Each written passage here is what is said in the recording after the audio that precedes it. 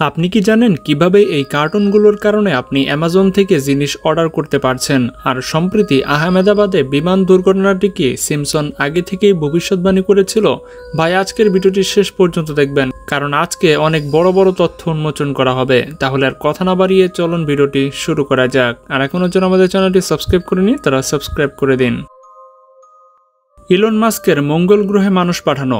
2016 সালে south park নামক কার্টুনের সিজন 20-এর একটি এপিসোড এসেছিল, যেখানে কার্টম্যান, বাটার্স এবং হেডি পৃথিবী থেকে পালিয়ে মঙ্গল গ্রহে যেতে চায়, তাও আবার ইলন মাস্কের স্পেসএক্স শাটলে।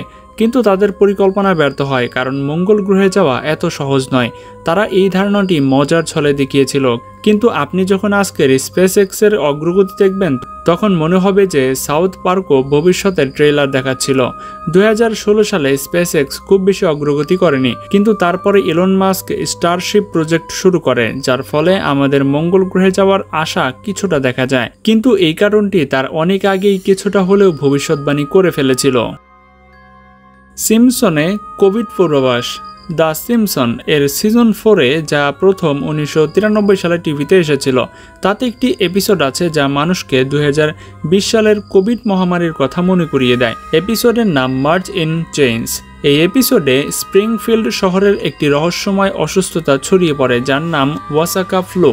এই রোগটি জাপানের ওয়াসাকা শহর থেকে একটি প্যাকেজের মাধ্যমে আসে এবং মানুষ আতঙ্কিত হয়ে ওঠে, হাসপাতালে ভরে যায় এবং সবাই একটি প্রতিকারের জন্য দাবি জানাতে থাকে, ঠিক যেমনটা কোভিড-19-এর সময় হয়েছিল। আর শুধু এতটুকুই নয়, যখন মানুষ একটি অলৌকিক নিরাময়ের আশায় একটি ট্রাক লুট করার চেষ্টা করে, তখন সেই ট্রাক থেকে দুর্ঘটনাক্রমে একটি বাক্স পড়ে যায়, যেখান থেকে কিলার বিস বেরিয়ে আসে। এই দৃশ্যটি 2020 সালের মার্ডার হর্নেটসের আতঙ্কের সাথে মিলে যায়, যা যুক্তরাষ্ট্রের কোভিড-19-এর মাঝে মানুষকে আরও একটি ভয় দেখিয়ে দিয়েছিল।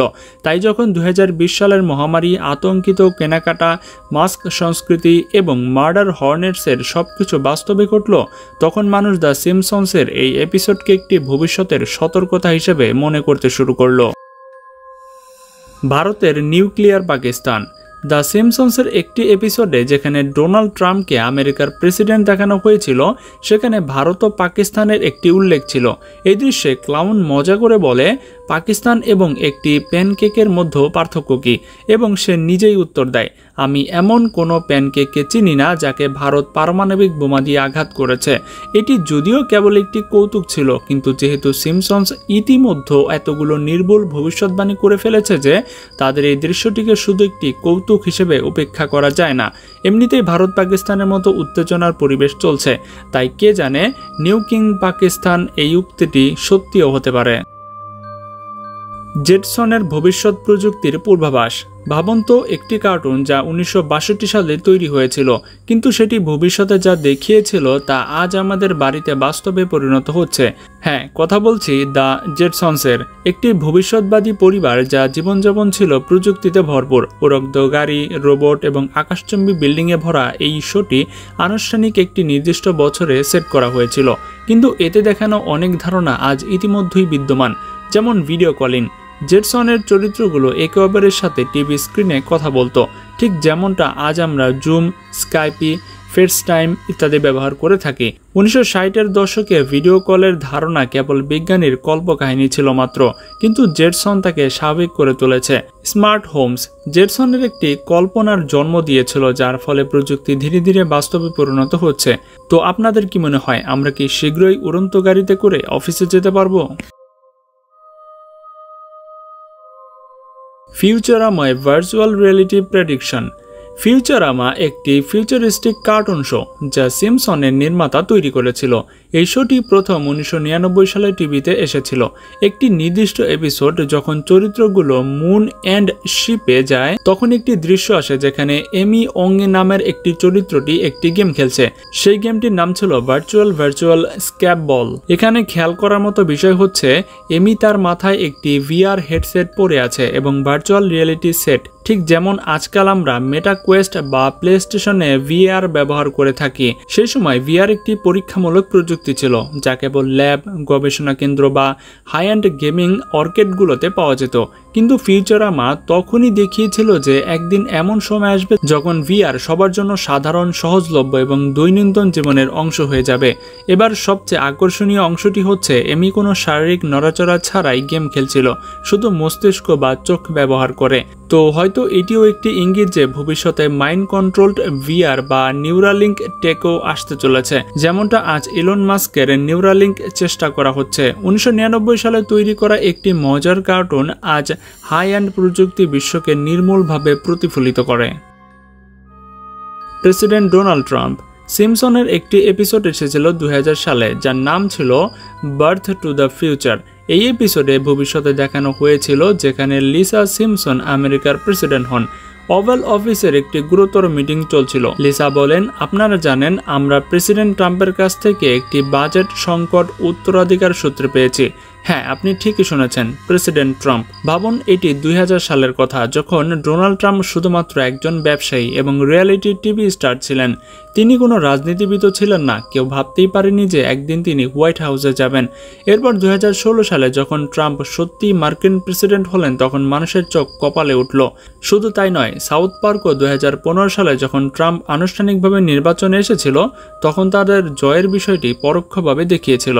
তারা তখনও মজার মেজাজে ছিল, কিন্তু সিমসনের ভবিষ্যৎবাণী সবচেয়ে বেশি পাগলাটে, কারণ তারা কোনো প্রেক্ষাপট ছাড়াই 16 বছর আগে ট্রাম্পের ভবিষ্যৎবাণী নিখুঁতভাবে করেছিল। সিমসনসে অনলাইন কেনাকাটা। সিমসনসের আরও একটি পুরনো এপিসোড আছে যা 1990-এর দশকে শুরু হয়েছিল। এতে মার্জ সিমসন ইন্টারনেটের একটি আদিম সংস্করণ থেকে একটি পোশাক অর্ডার করে। দৃশ্যে মার্জ তার বাড়ির কম্পিউটারে বসে একটি ডিজিটাল ক্যাটালগ থেকে কাপড় নির্বাচন করে অর্ডার দিয়ে দেন। এখন শুনতে স্বাভাবিক মনে হলেও ভাবুন, সেই সময়টা ছিল 1999। সেই সময় অনলাইন শপিং কোনো জনপ্রিয় বা সহজলভ্য ধারণা ছিল না। অ্যামাজন ছিল না, ফ্লিপকার্ট ছিল না, মাইন্ট্রা ছিল না, এমনকি দারাজের মতো কোনো প্রতিষ্ঠানও ছিল না। যখন সরাসরি দোকানে গিয়ে মানুষ কেনাকাটা করত, ইন্টারনেটও সীমিত সংখ্যক মানুষের কাছেই ছিল। কিন্তু সিমসন এই দৃশ্যটি দেখিয়ে এমন একটি ভবিষ্যৎ পূর্বাভাস দিয়েছিল যেখানে মানুষ ঘরে বসেই কম্পিউটার থেকে কাপড় এবং মুদিখানার জিনিসপত্রগুলো অর্ডার করতে পারবে। Air India crash. বাড়িতে যখন সংবাদপত্র আসে তখন প্রথম পাতায় সবসময় একটি আকর্ষণীয় বিজ্ঞাপন ছাপা থাকে যা মানুষ উপেক্ষা করে। কিন্তু যদি আমি আপনাদের বলি যে একটি এমন বিজ্ঞাপন সেদিন সন্ধ্যায় ঘটতে যাওয়া দুর্ঘটনার ইঙ্গিত দিয়েছিল, তাহলে আপনার কেমন লাগবে? হ্যাঁ, ঠিক এমনটাই ঘটেছিল। 12 জুন আহমেদাবাদ থেকে লন্ডনগামী একটি ফ্লাইট টেক অফ হবার পর বিধ্বস্ত হয়, যেখানে 242 জন মানুষ ছিল এবং মাত্র একজন বেঁচে ছিল। আর সেই দিন মুম্বাইয়ের মিডডে সংবাদপত্রের একটি বিজ্ঞাপন ছাপা হয়েছিল কিরসানিয়া, যেখানে একটি কার্টুন এয়ার ইন্ডিয়ার মতো দেখতে একটি বিমান একটি বিল্ডিং এর ভেতরে ঢুকছে। দুর্ঘটনার পর এই বিজ্ঞাপনটি ভাইরাল হয়ে যায়। মানুষ দ্রুত এটিকে সিমসন প্রেডিকশন বলে আখ্যায়িত দেন, যেন এই সব কিছু আগে থেকেই লেখা ছিল। সোশ্যাল মিডিয়ায় মেমস এবং ষড়যন্ত্রের তত্ত্বের বন্যা বয়ে যায়। অনেক মানুষ এমনকি সম্পাদিত ভুয়া ছবি ব্যবহার করে এই পর্যন্ত বলে দিয়েছিল যে সিমসনস এই দুর্ঘটনাটি আগে থেকেই ভবিষ্যৎবাণী করেছিল। কিন্তু আসলে সত্য ঘটনা হচ্ছে দ্য সিমসনস কখনোই এয়ার ইন্ডিয়ার এমন নির্দিষ্ট কোনো দুর্ঘটনার ভবিষ্যৎবাণী করেননি। কিছু এপিসোড বিমান দুর্ঘটনায় দেখানো হয়েছে ঠিকই, কিন্তু এর কোনো এপিসোডে ভারত বা আসল কোনো দুর্ঘটনার সাথে সম্পর্কিত নয়। সব ক্ষেত্রেই বিমান দুর্ঘটনার একটি সাধারণ থিম হিসেবে ব্যবহার করতে হয়েছিল। সিমসনস অনেক কিছুরই ভবিষ্যৎবাণী করেছে, কিন্তু প্রতিটি ভাইরাল জিনিসের তাদের সাথে জুড়ে দেওয়া সঠিক নয়। তো বন্ধুরা, এটাই ছিল মূলত আজকের ভিডিওটি কেমন লেগেছে সেটা কিন্তু অবশ্যই আমাদেরকে কমেন্টে জানাবেন। তো দেখা হচ্ছে পরবর্তী পর্বে মজার কোন এপিসোড নিয়ে। আজকের মতো এখানেই বিদায়। আল্লাহ হাফেজ।